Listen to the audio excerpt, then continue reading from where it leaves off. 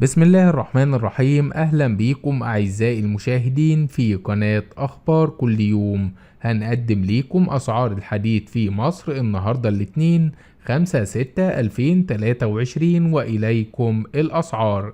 حديد عز 37,000 جنيه، حديد المصريين 36,500 جنيه، حديد بشاي 36,700 جنيه، حديد العتال 35,500 جنيه، حديد عطية 35,500 جنيه، حديد سرحان 35,000 جنيه، حديد المراكبي 35,500 جنيه، حديد الكومي 35,500 جنيه، حديد المعادي 35,500 جنيه، حديد العشري 35,500 جنيه، حديد بيانكو 35,000 جنيه، حديد مصر ستيل 35,000 جنيه، حديد الجرحي حديد الجرحي 38,760 جنيه.